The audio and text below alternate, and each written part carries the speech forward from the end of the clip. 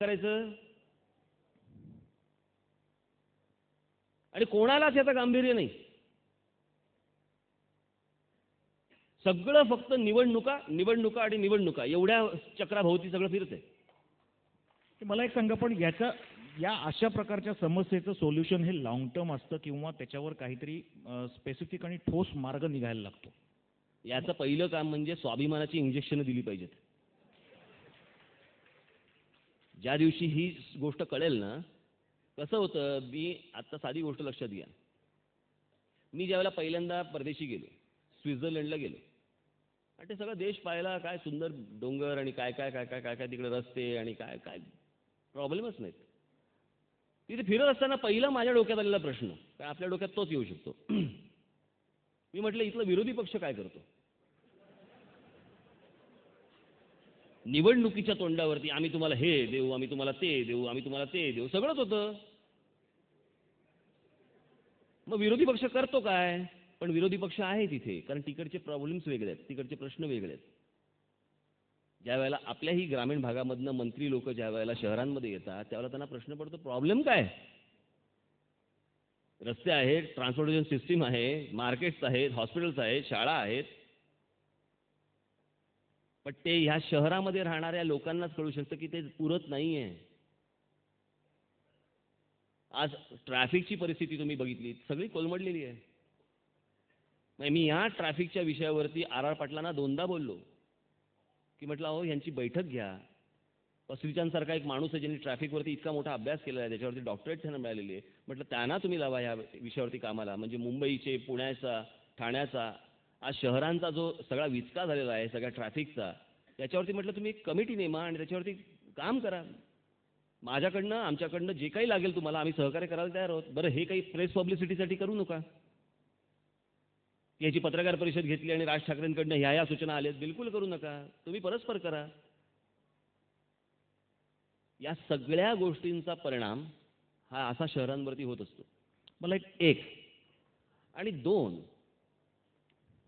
जे मी काल म्हटलं की घुसणं आतमध्ये, बरं का, हे जे ज्या पद्धतीने सगळं प्रकरण चालू आहे ना, ह्याच्यामध्ये फक्त ते तुम्हाला सांगतायत की बी केअरफुल, आमच्या वाट्याला जाऊ नका. आणि मला हीच गोष्ट मनात जी खटकते ती ही आहे, म्हातारी मेल्याचं दुःख नाही, काळ सोकावतोय.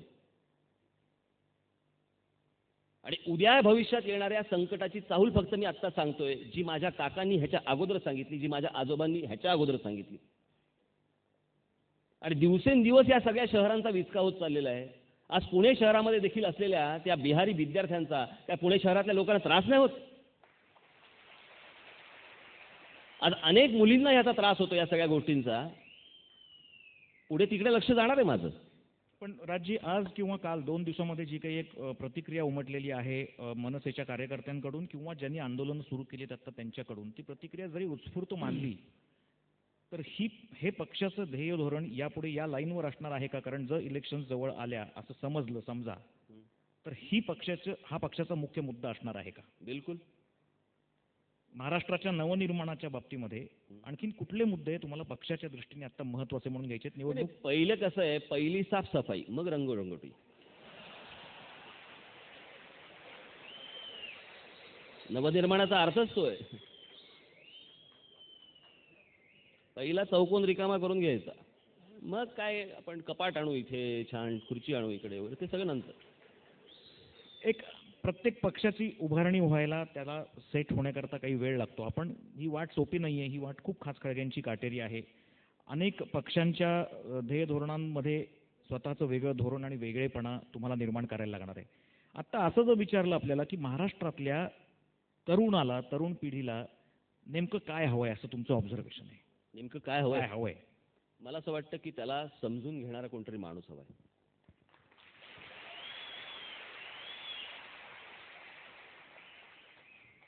त्याला उंच भरारी मारायची त्याची इच्छा आहे, आशा आहे, अपेक्षा आहे, आकांक्षा आहे, पण त्याला ते कोणातरी सांगायचंय.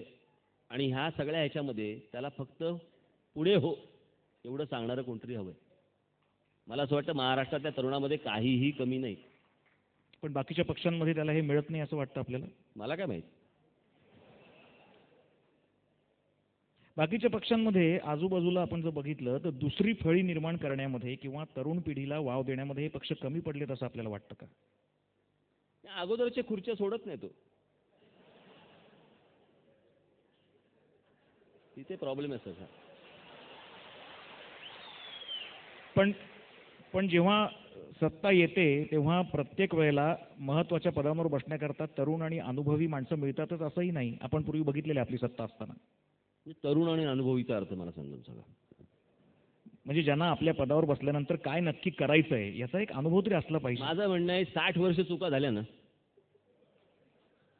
अजून 5 वर्ष काय फरक पडतो? म्हणजे हे कसं आहे की लग्नाआधी विचारण्यासारखं आहे, तुला अनुभव काय म्हणून.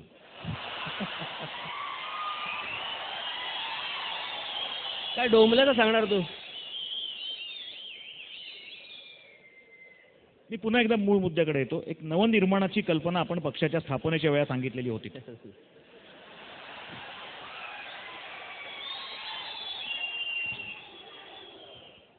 नवनिर्माणाची कल्पना आपण आपल्या पक्षाच्या स्थापनेच्या वेळेला सांगितलेली होती.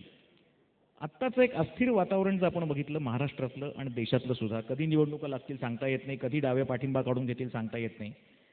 महाराष्ट्रातल्या पक्षांचं इक्वेशन बघता आपल्या पक्षाची जी लाईन ऑफ ॲक्शन आहे ही काय असणार आहे? कारण आपल्या पक्षाच्या स्थापनेनंतर आपल्याला ताबडतोब येणाऱ्या निवडणुकांमध्ये तसा फारसा वेळ मिळत नाहीये. आपली लाईन ऑफ ॲक्शन काय असणार आहे? मला असं वाटतं मी आता पक्ष बांधणी करतोय, पक्ष बांधतोय, पुढे नेतोय आणि ह्या सगळ्या गोष्टी लोकांपर्यंत न्यायला, लोकांपर्यंत पोचवायला आणि लोकांना त्या पटायला थोडा वेळ जाणार. त्याच्यामुळे येणारी निवडणूक लगेच मी काहीतरी माझं टार्गेट म्हणून पकडतोय असं काही नाहीये. इतर पक्षांच्या बाबतीत थोडंसं फक्त तुमचं ह्या सगळ्या गोष्टींमध्ये माझी भूमिका एकच राहणार. हे बघा, मी ज्या वेळेला पक्ष स्थापन करण्याचा ज्यावेळेला विचार केला त्यावेळेला मला फक्त नवनिर्माण सेना असं पण नाव मला टाकता आलं असतं, करता आलं असतं. पण मी मुद्दामून महाराष्ट्र नवनिर्माण सेना असं नाव टाकलं कारण मला महाराष्ट्राची बॉर्डर सोडून मला बाहेर जायचं नाही. म्हणजे माहिती आहे ना, हल्ली आपल्याकडे असतात ना बरेच जण, माझ्याकडे खूप येतात, कडे तर गल्लीत पण ओळखत नसतात, राष्ट्रीय नेता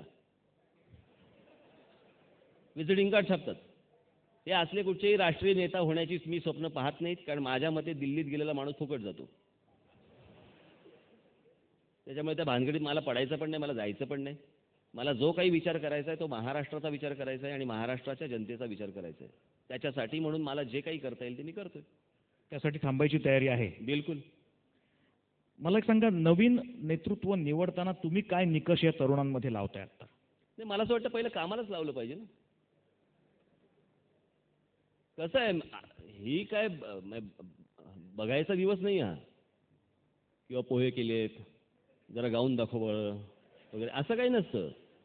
मुळात जो समोर येईल त्याला त्याचं त्याचं काम, तू हे काम कर, ते नाही करता आलं दुसरं काम कर, त्याचा एक आयुष्याचा कल असतो की त्याला बरोबर ते समजतं की बाबा हे माझं काम आहे. आणि माझ्याकडे बरेचसे येणारे जे सगळे तरुण आहेत हे ठरवून असतात की मला आयुष्यात काय करायचं आहे, किंवा मला राजकारणात करायचं असेल तर राजकारणात मला कुठच्या अंगाने काम करायचं आहे.